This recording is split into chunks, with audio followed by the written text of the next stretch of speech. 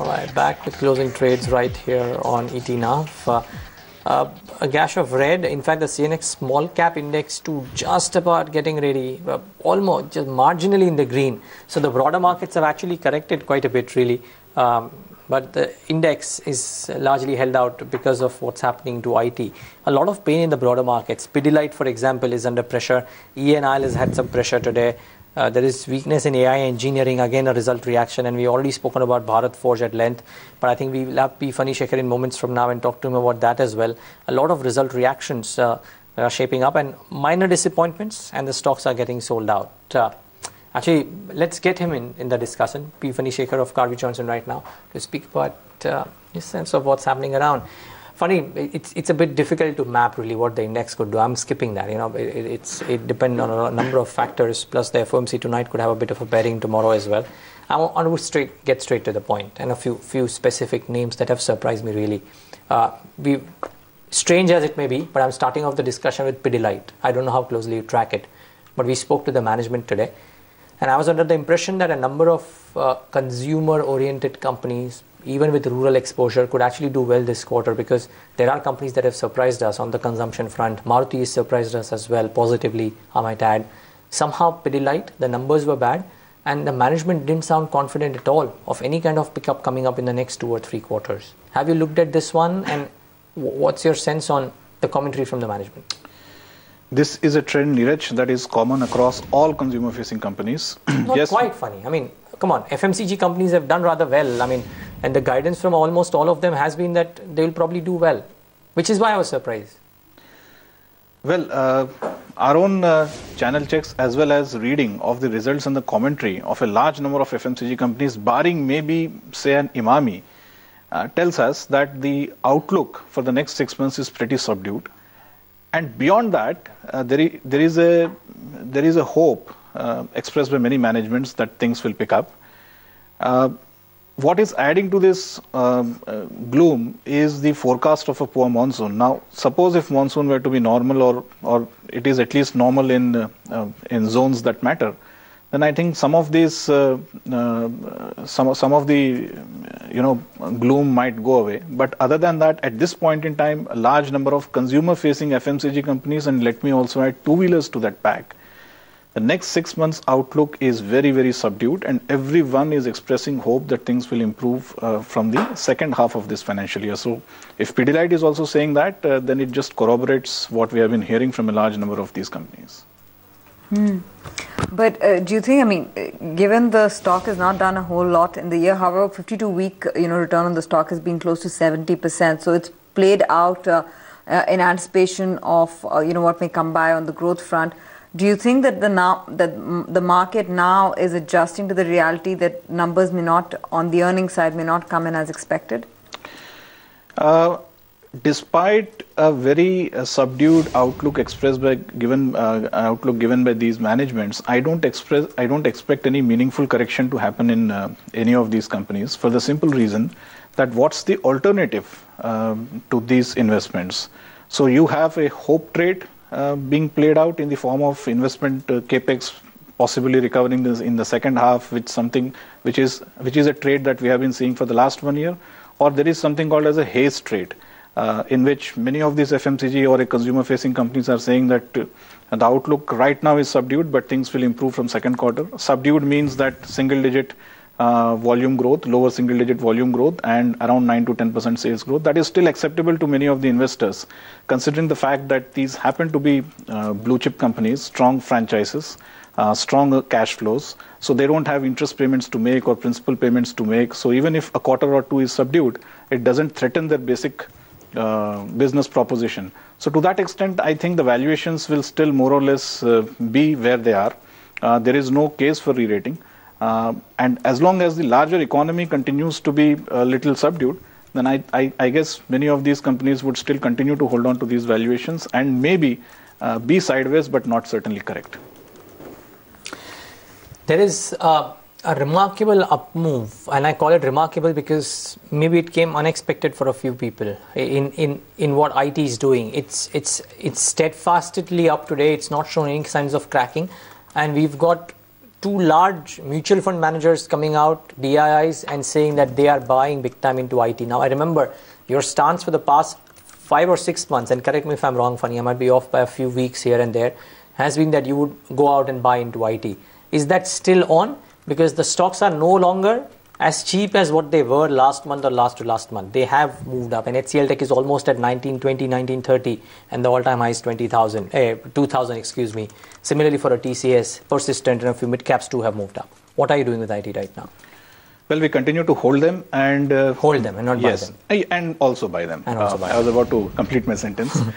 If you go by the results that these companies put out, especially the larger ones, apart from the strong cross-currency headwinds, there wasn't much wrong except for the fact that many of them, almost all of them, said that they are facing certain temporary indecisions by the management in their particular geographies. But there is a very strong correlation between what happens to, say, US growth or a Europe growth and what happens to the prospects of Indian IT companies. And to that extent, I think with the relatively better guidance being put out by Cognizant and also a good performance 2-3 weeks back, I think the fortunes have turned for IT companies. Also the fact that rupee breached its range and is now moving closer to 64, and many people now, a consensus expects that rupee will be weaker, is also adding to the attractiveness of this trade. And if you look at valuations, consider them purely bottom up. You are looking at companies like Infosys being available to at 16 times current year earnings on a very base assumption of 15 to 16% earnings growth. Now, that's not asking for too much, considering that return on equities are almost 2 to 3 times of what the index is giving you, and growth rate is at least 50% higher than what the index is likely to give you. So in such a scenario, why should they not trade at a premium to the index? And at around 15 to 16 times, they're trading at equivalent valuations to the index. So there is a large margin of safety, even from a relative point of view, in these companies. So I guess they will continue to do well, at least in the near to medium term. And as long as you see rupee getting weaker, the trade is going to be all the more powerful. But a similar question to what Tanveer actually was trying to get an answer from Mitesh. Would you be concentrating your bets only on large cap IT, which is more stable and therefore more predictable, or are you selectively looking at mid-cap IT as well? CLSA, for example, came out and upgraded a persistent system today, speaking about some specific strengths that one has. We've seen certain niche IT companies looking at defense and a few other verticals as well. What are you doing? Mid-cap IT, are you touching them at all? Very few companies and only niche players. The fundamental challenge that many of these mid-cap companies face, or almost all of them face, apart from honorable exceptions here and there, is that there isn't anything unique that they do. They are just a me-too copy of what the large-cap companies do. And Indian large-cap IT anyways is a global mid-cap. So to that extent, there is no point replicating buying into Indian mid-cap companies with all the persistent track record that you have seen in terms of either currency management or client management, etc. So I guess it's much safer to stick to large caps which have a proven track record. And by the way, many of these large caps itself are on the verge of interesting turnarounds. Look at cases like Infosys or Wipro. Now, if those turnarounds come true over the next 4 to 6 quarters, then they can give you returns which might be equivalent to that of mid caps. What's the view on PSU banks now, Phani, that the numbers are pretty much digested by the market? Do you think that the approach would still be play for a trading bounce if the opportunity comes by for PSU names? But otherwise, the case for an investment still doesn't seem strong. Well, that is the dominant view. And if you had played for trading bounces, I think over the last 3 years, not just the last quarter, you would have made fantastic money out there. The view continues to remain the same, at least for next 2 to 3 quarters. And asset quality, while it is not deteriorating, but one needs to see the impact of the latest change in regulations from April 1st, where restructuring will not be so easy. So while a lot of restructuring happened proactively over the last 2 years, since if the economy doesn't dramatically improve over the next 2 quarters, then a lot of that, and we have already seen beginning of many of those restructurings turning into bad assets. So one more round of poor asset quality for next 2 to 3 quarters can't be ruled out. But other than that, it's a play on trading bounces. Investments have to wait for 2 to 3 quarters. Okay. I mean, I was just thinking, I said the 2 to 3 quarters has been happening for the last 2 to 3 quarters, and I think beyond. So it's been a long wait as far as these PSU banks are concerned. You're making some point there? No, at times now I'm starting to believe that these PSU banking discussions are sounding more and more similar to what we were having 3 months ago as well. That some bit of something will give in next 3 to 6 months. Let's see if that another happens. 2 quarters of pain for asset quality, but that doesn't seem to be bottoming out for now. We'll in fact talk about that, Phani. I'm not going to drop the topic just as yet, but I just want to get in quickly some ideas at 2:55 from both Ashwini as well as Mitesh. Ashwini, come to you first. So what is it that you'd recommend? See, Apollo Tyres is breaking out after having a fairly good day, and out there you could expect targets of 200, and you can buy with a stop around 182. It had a large move, couple of days of consolidation, and possibly it's time for that stock to break out. Mitesh, what about you? CSE had a good breakout, I think, on Friday, and then we didn't see any kind of follow-up. But I think after Monday and Tuesday of consolidations, today showing some signals of steam again. So that will be a buy with a stop below levels of 577, which is just below today's low, and look at a target of 611. Okay, just before we hit that break though, Ashwini, I was just looking at the large caps, since they are the ones which are moving. HDFC Bank and Reliance Industries, I think they are trading almost at the high point of the day. Would you initiate any trades here? See, Reliance around 870, it appears that its correction is over, and this time I am fairly hopeful that 935, 940, the 200-day moving average is likely to get crossed. So going by that logic, you must get long on Reliance. Also HDFC Bank now trading above its 50-day moving average. So again, that stock is kind of leading this bank nifty move. So whenever that happens, there is chances are more upside. So maybe look for targets of 1150 on HDFC Bank. 1024, it went down to what, 970. A lot of people started saying that, hey, if the block got absorbed so easily, maybe this is giving you an opportunity to buy. I might be shooting myself on my foot, but well, it's certainly showing signs of how those views were getting proven to be correct. Nevertheless, let's take a break. We come back and continue this discussion. I also have to pick a bone with Phani Sekhar about PSU banks. We'll do that in just on the other side of the break.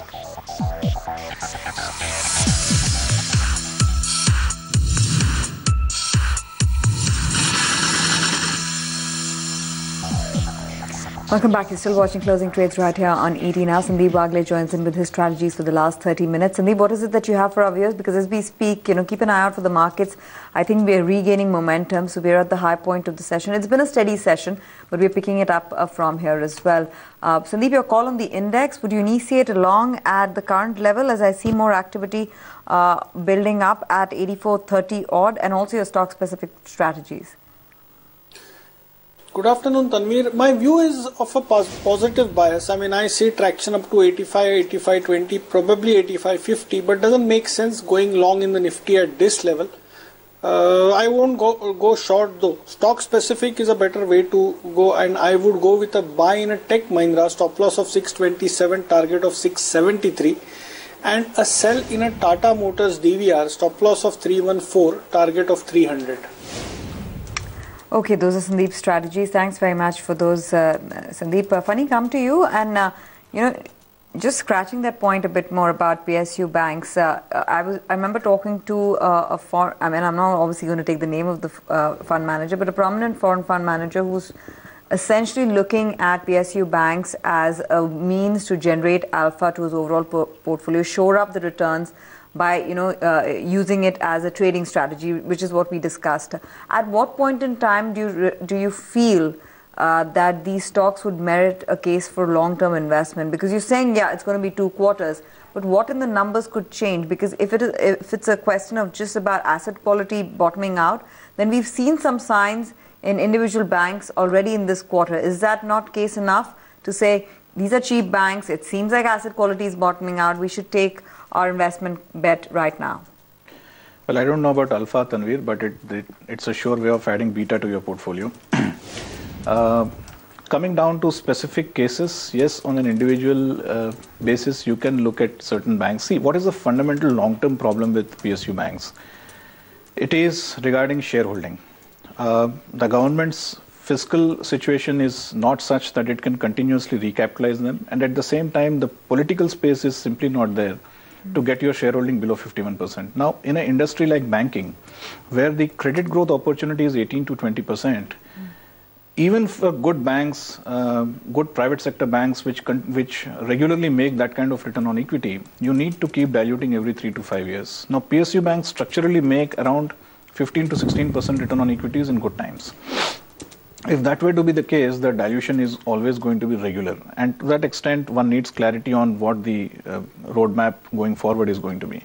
Right now, the return on equities are around 5 to 6%, and it is going to take a long time because you need a lot of provision right back for which the economy needs to be very healthy. And at the same time, at least to begin with, you need stoppage of, or you need, you don't want new bad assets to be formed. So it is a long drawn out process. So what is a right strategy is, if you are a near to medium term investor, that is look for investment horizons of 1 year or so, you should play these PSU banks as a trading opportunity. And if you are a serious long term investor, look at portfolios of 3 to 5 years. Then on a case-to-case basis, you can look at accumulating these banks on deep declines and then not worry about what happens to the prices. But because one thing is sure, that over the next 3 to 5 years, they will certainly give you good returns. But whether you have the patience or more importantly, the investor mandate as institutional fund manager is a separate question. But that case-by-case basis, if you just look at the earnings thus far, you have seen banks like Andhra Bank come out with a decent set of numbers. To my mind, of course, the market is talking about Bank of Baroda, but also Central Bank and the performance of that stock. It's a 50% return year to date. This one has outperformed the entire banking space. If we could just bring up the year to date chart, 14 lakh shares done. So if it's a call of case by case evaluation, then what is it? Sorry, that's 23% this year, but it's had a very strong run over the last 6 months or so. What's the premise on which you would want to evaluate some of the individual names, and which are the names that, to your mind, that merit a case of investment right now? So there are two ways of looking at this situation. One is banks like Central Bank, which had not so long ago 20% of their book either in restructured or in bad assets. So it's a completely bombed out asset quality. Either you can look at a great trading pop there. My strategy will be to look at banks whose asset quality is less adverse, or has been less impacted traditionally, or has been more resilient. And because of the larger peer group, their stocks have been beaten down. I think those banks might have the first and the best opportunity to stage a fantastic recovery. So on a case-by-case analysis, I think you should focus on those banks which have traditionally been less impacted by the asset quality issue, which have enjoyed. So, for example, some of the banks that traditionally they have poor asset quality. I think it's a good idea, irrespective of where the prices are, to ignore them, at least for the time being.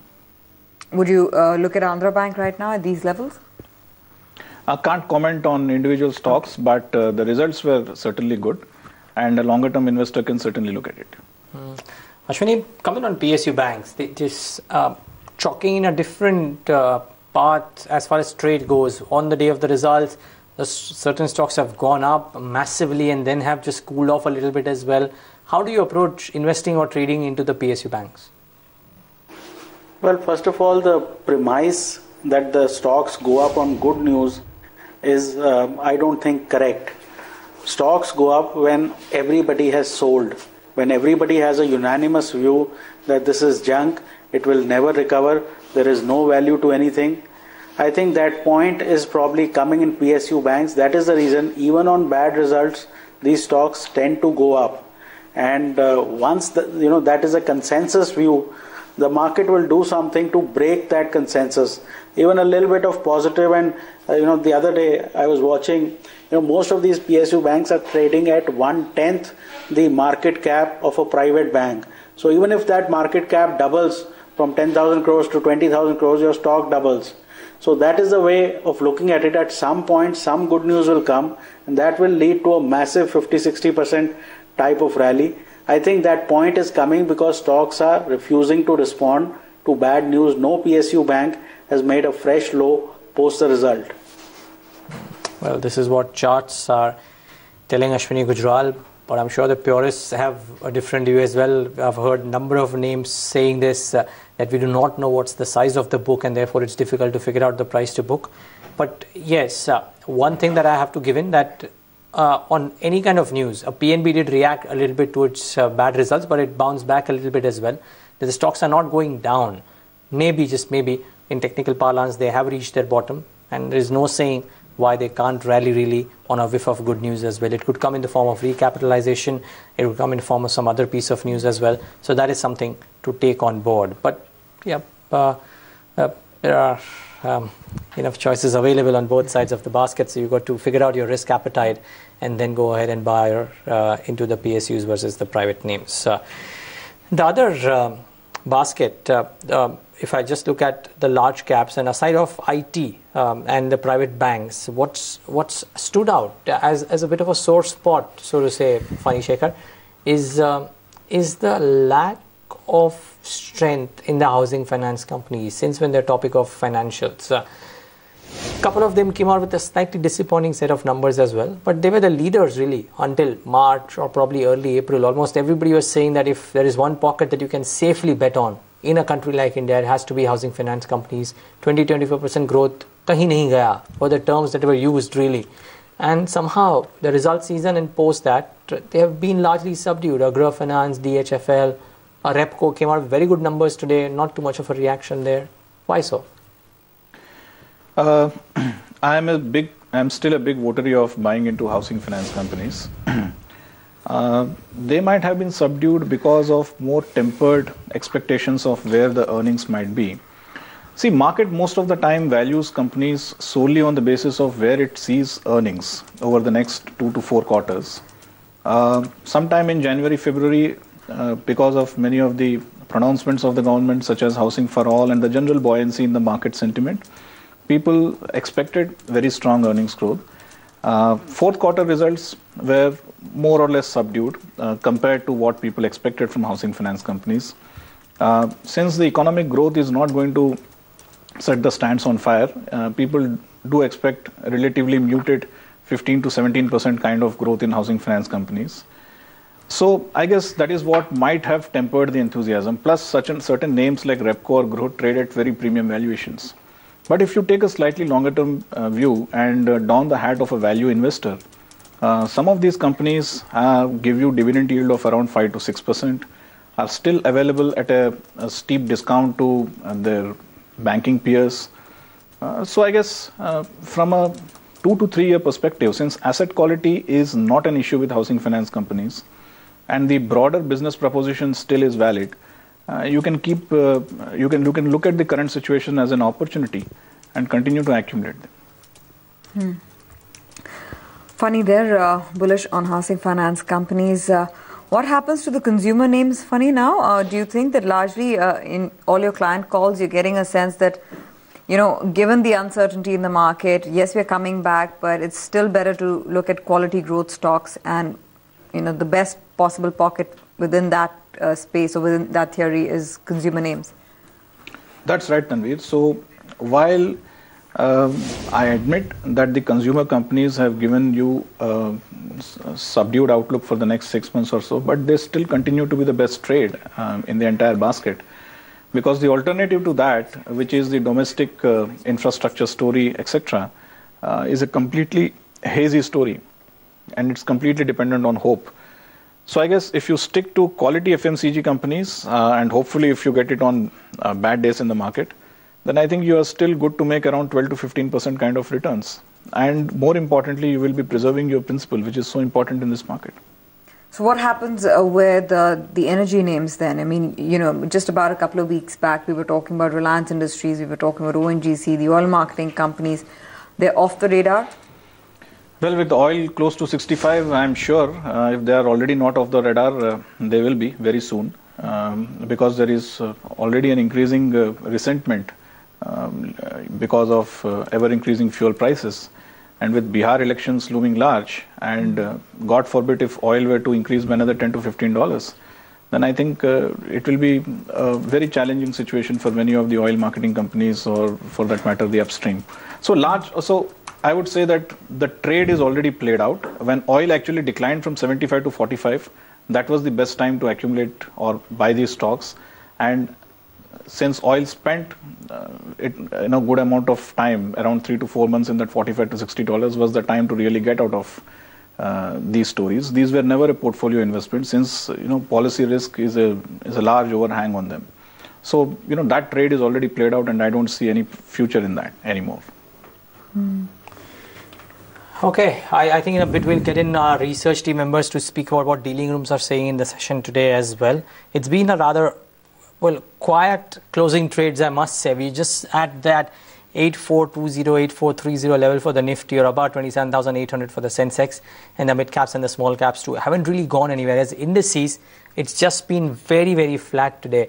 It's not a bad day of trade, but yeah, it's just been very, very flat in the last 45 minutes of trade. Normally, the last few days we've had a flurry of activity coming in for the mid caps and the small caps, and probably even for the indices.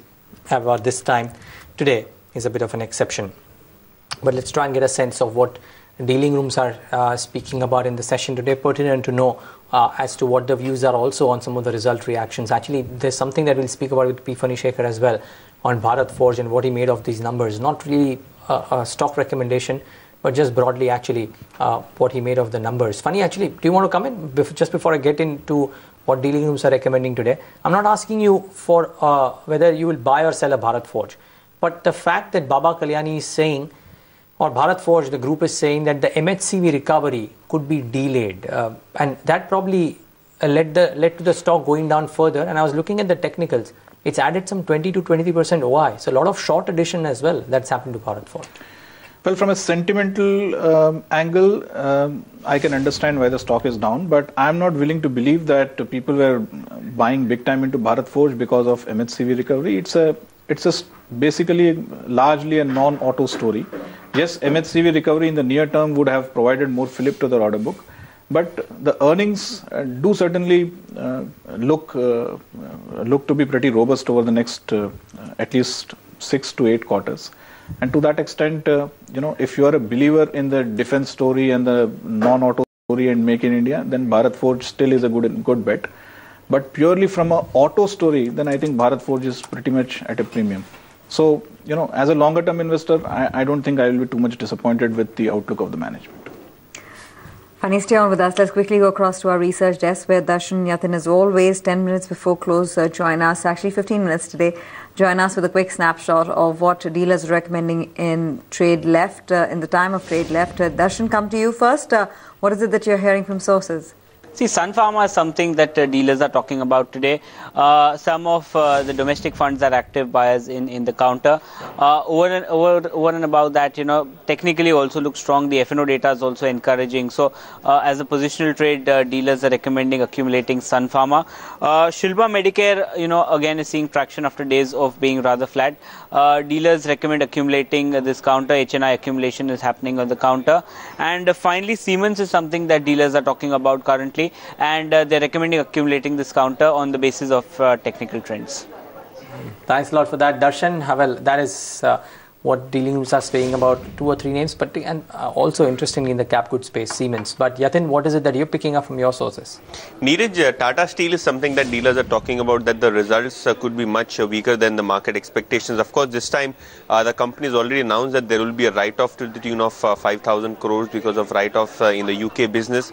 But clearly, ahead of the results, the stock is under pressure, revealing that the results would be much, worse than the expectations, at least on the operational front. We don't know below the line items because of various write-off as well as foreign exchange adjustments. But clearly, Tata Steel is something that dealers are, indicating it could be weak. And also watch out for Bajaj Auto. They will be reporting the fourth quarter earnings tomorrow. Ahead of the earnings, the stock has collapsed almost 3%, trading at the lowest point in day. And dealers are of the view that despite the muted expectations of the street, the results could further disappoint, given the fact that the export markets were in pressure, where bulk of the profitability and margins come from. So on on that account, there will be the results could disappoint further. And on the back of that speculation, again, dealers have initiated some short positions on Bajaj Auto as well. All right, many thanks for that, Yatin. So do watch out for these names. Bajaj Auto is a bit soft, Siemens is a bit high, and Bharat Ford, something that we just spoke about, is down 4%. So that's quite a bit of activity. Well, while we are talking about muted days, there's quite a bit of activity that's happening on those names. Before I come to Mitesh on those, Ashwini tells me that there is a lot of volume activity suddenly on IT space, and particularly TCS and HCL Tech. Ashwini, you want to come in? It's been a consistent buy. Yesterday, it was a buy this morning. You're seeing volume activity there. Would you still go out and buy an HCL or a TCS right now? See, today is the first day, IT has really moved. And just in the last 5 minutes, it appears that somebody wants to take both TCS and HCL home. So chances are that, very high volume has been seen compared to previous many bars. So I think CNX IT could close very near the highs of the day. And that should indicate to people that IT probably has more upside and could do well even tomorrow. So it's a good idea to take both these stocks home. And also in terms of idea right now, I think Apollo Tyres is doing extremely well. And like I said earlier, it's breaking out to fresh intermediate highs. So that's the idea for 318. And probably tomorrow you should see levels closer to 200. Okay, so this is the closing strategy from Ashwini Gujral. We could well tell our viewers that this is the BTST that Ashwini Gujral is giving out, 2.5% higher. So Apollo Tyres a minute earlier for the BTSTs today, but that is Ashwini Gujral's top BTST, 187, 2.5% higher at the high point of the day, and that is his buy call. Mitesh Thakkar, what about you? What is your top closing strategy? Multiple couple of them. I think CNX IT can be a buy with a stop below 11,400 for targets of 11,850. HDFC is a good BTST with a stop below 1260, targets of 1290.95 for tomorrow. And a cash stock which has had a very strong price and volume action in last few minutes is Trent Limited, up now about 8.75%. That's a buy with a stop below 1260 for targets of 1350.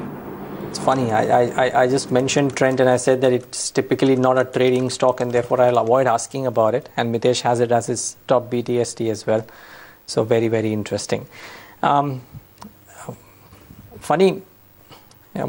the one surprise to me really, and I have no locus standi to comment on whether the stock is cheap, good or bad, but I haven't typically seen Bharti Infratel since it came out of this IPO really be in the thick of things.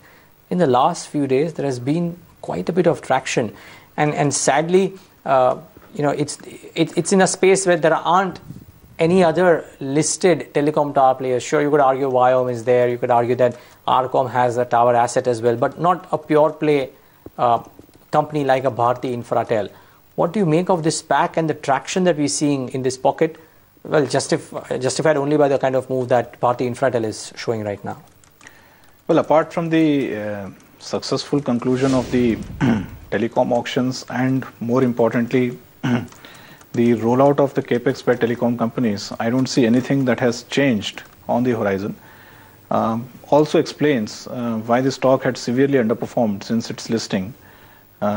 Because to my mind, it had factored in, or the investors had factored in a unrealistically high tenancy ratio, which was at least in the near term difficult to achieve till you had more meaningful investments going into 4G, 3G and 4G.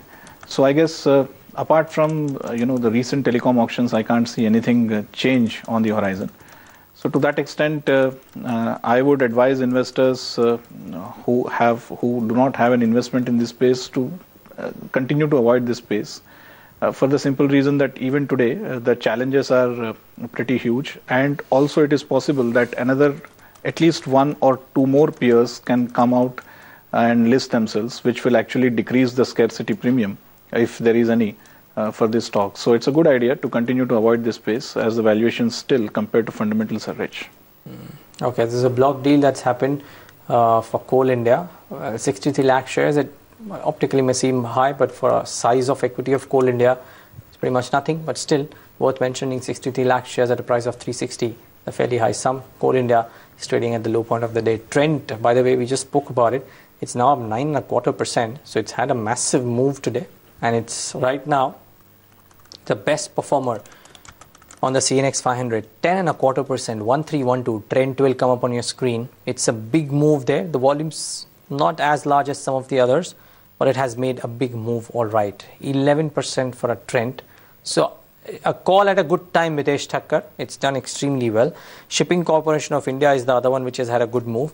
Man Infra, remember, we flashed the news. I think they might sell or they might join hands with Dilip Sanghvi.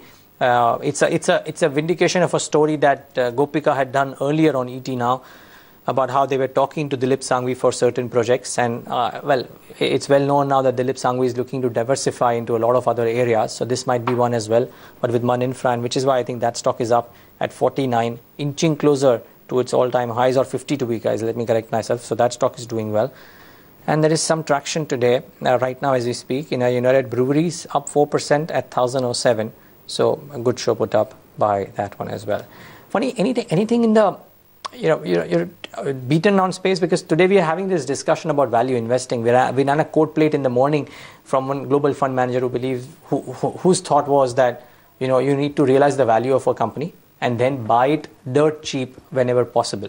So my question is there anything in the market currently, a space that is looking extremely attractive from a price point of view? The growth may come in maybe a year later, but is there anything that is looking like that? So I'm constrained to take names, but there are sectors. Housing finance is something that we spoke a while back. That's not value. That's growth that you're buying, right? That is a moderate growth, but the price is beaten down so much that it becomes value. So there are two ways to look at value. One is you will have the growth is being mispriced, or people expect that the growth will probably come after 3 or 5 years and they are buying the assets at dirt cheap. So I'm talking about the former. In fact, two-wheelers can be a good, value pick, considering the fact that they have been beaten down so much. And then there are large areas in the wider economy. It can be print media. It can be, larger manufacturing companies, smaller ones at least, in the larger manufacturing areas, where there is a fair amount of value that is there, provided that investors really have the stomach to sit on stocks which will not move or which might lose price by 10 to 15% over the next 2 years also. But because one thing is sure, that over the next 3 to 5 years, many of these stocks will multiply themselves. But when they will do it, some of the PSU banks might be a good case. If you sit tight on them for 5 years, maybe you will make good money. But do you have really the stomach to do that is a separate question. Okay, fair point. Phani Sekhar, stay on. We'll just get final thoughts from you as well. But just before we start wrapping up the market, just look at a few other active names and just see if there is a trade activity possible in any of those. Mitesh Thakkar, we're talking housing finance companies. HDFC, as we speak, is trading at the high point of the day. Enthused enough to carry it home? Would you initiate a buy at these levels for HDFC? Yeah, it was a buy, I think, on Friday as well as on Monday. I think today I just gave it BTS at about 320. I think I would be comfortable buying with a 10 rupee kind of stop loss or a 20 rupee target for tomorrow. Okay. And Ashwini, while we've spoken about IT at length, the same stock as I asked you yesterday, Ultratech Cement, yet another day of gains, up another 2%. Is the juice already out, or is Ultratech still good enough for a BTST or a short-term trade? Well, neither of the two. It's gone up for about 4 or 5 sessions, but you don't buy things which have already gone up for about 5 sessions. Maybe if it comes down closer to, say, 28.50, that would be a good place to buy it. Overall, this looks like the best cement stock, so anytime it declines, that should be a good place to get in. Okay, gentlemen, thanks very much for that. Before we come in with your closing comments, just want to wrap up the market. You're looking at 84.20 on the Nifty. That's 0.6% higher for the index. The mid cap and the small cap indices closing a bit flat. That's optical because they've actually come off from the day's highs. But in terms of individual movers, it's really about IT in the session today. Tech Mahindra, HCL Tech, Wipro, Infosys, TCS, all of them pretty much leading the rally and supporting the market at the current levels. The CNX IT index will also come up for you on your screens. Remember this one, we spoke about the trend building in yesterday's session, and that's just carried forward in today's trading session too. 2% higher for the CNX IT index.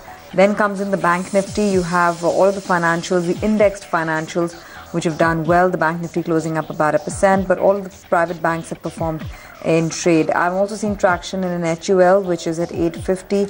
Reliance Industries also closing just above 900, but there hasn't been a strong directional move there. Power Grid also higher by about 1% as we speak. On to the losers, and you have a Bajaj Auto, which is weaker, so the auto basket and some of the telecom names, such as an Idea Cellular, have lost ground. Cairn has been a bit weaker. Very specific losers, no sector which has really lost out. It has been a year, I mean, and this is not about today's session, but it has been a year where autos have not been leaders. There's not been some extensive interest in the auto space. So, that underperformance continues as largely the interest centers around some of the consumption names, some of the defensive names in IT, pharma and FMCG. Well, mid caps have had a largely subdued date compared to the large caps on the index terms, but just look at some gains that have come in for certain names. So Trent 11% higher at 1320. It's closing in at the high point of the day. So really good show put up by that one. Shipping Corporation of India out of the blue and on fairly good volumes. I wouldn't have spoken about it otherwise, but it's almost 2 million shares that SCI has clocked in today. Good gains there. Century Textiles 6% higher, closing in at the high point of the day again. There is strength in Mund Infra. We spoke about the reasons thereof. Thermax, just a little bit of a cool off from the highs, but 1031 not bad going. NIT 4.5% higher, so that's had a good move too. Rolled up and bounces back a little bit from the lows. Bharti Infratel, the stock of the week, really the last 3 days at least, clocking in new highs almost every single day. There is United Breweries at 1007, not done too badly. TD Power was in news, I think, results or otherwise, and up 4%. Kajaria Ceramics up close to 3.5%. So good going there. And Hathway Cable, a brokerage, initiated a report. I think it was HSBC, if I'm not wrong, a target of 65 or 75. And that stock has done well. What's not done well? Pidilite, 5.5% off after the numbers and the commentary. They spoke to us, not the most inspiring commentary. The management was candid enough to speak about it essentially, and that stock has corrected. ENIL, standard disclosure, it's a group company of the channel that you're watching right now, but ENIL is down 4.25%. There is some weakness in Bharat Forge. I think that's probably the big stock of the afternoon. Okay numbers, slightly disappointing commentary, and the run-up gets sold into. So that's the call on Bharat Forge. Just a couple of small caps, if you will, before we get back to our experts for the final comments. And there are not enough stocks which have made a meaningful move in the small cap space. But I think a Monsanto, Whirlpool, McLeod Russell, and maybe a central bank, 2.25% higher. That's not done too badly. Then you like central bank, right? YTD, you keep on speaking about it. It's done very well. Well, the chart tells the story. So it's not me who's saying that this bank has outperformed. It's just charts which are screaming out loud for the kind of interest the market has shown in this name. So 23% up for the year-to-date performance, and even 52 weeks. I think the returns have been splendid in this one. And as Phani pointed out, that's also been backed by earnings. You want to see that chart? That's 70% on central bank, but 52 weeks. Yeah, that's a fairly decent performance, especially given the fact that all of the PSU banks have been bleeding. Phani, you want a final word on this? On PSU banks? No, on central bank. I don't think you can talk stocks. But just from an earnings perspective, because that's what I want to essentially highlight. To give you a context, Tanvir, this bank had the poorest asset quality. 20% of its book was under bad assets or restructured assets. So I'm not surprised that even with a marginal improvement in the asset quality, and you can't go any worse than 20%, right? Yeah. With any marginal improvement in asset quality, it will help your equity. So I'm not surprised at these kind of returns. Okay. Fair call. Phani Sekhar, I'm just a quick synopsis. I'm guessing you are a buyer at the markets at these levels. I mean, irrespective of the Nifty levels in these times, let me put it that way. Broadly into equities, you're a buyer? Yeah, we are generally buyers, Neeraj, unless the market goes to obnoxious valuations, which thankfully it has not. Only thing is our sector preferences keep changing. Right now, we are very constructive on IT, pharma, FMCG, and on declines private sector banks. No, but this recovery of 5% that we've seen from 8,000 levels for the index, do you think this is sustainable, or the market has been calling for another 10% cut from here, which would be a realistic bottom for the kind of unwinding we've seen so far? Would you also echo that view, or do you think for the interim we've seen our floor at 8,000? Well, I guess there was too much of a consensus on the market breaking 8,000, and that has really worked in favor of the market. Apart from that, crude cooling off from its levels of 65 that it touched is a positive in the very near term. But the larger point is, even if the market were to be good for a 5% correction, if you position yourself as in the defensives, then I think you should still be relatively good. All that is clear is that we are not yet clear about the direction in which we are headed, at least for the next 6 months, as many of the companies are putting out. So at least till we know what the monsoon is like in maybe a month or so, I think it's better to be safe than sorry. Phani, great to have you on the show. Thanks very much, as always, for taking out the time to speak with us and give us your investment ideas. Okay, that's a fundamental view, but let's also take in closing comments from both our technical guests. Ashwini, come to you first.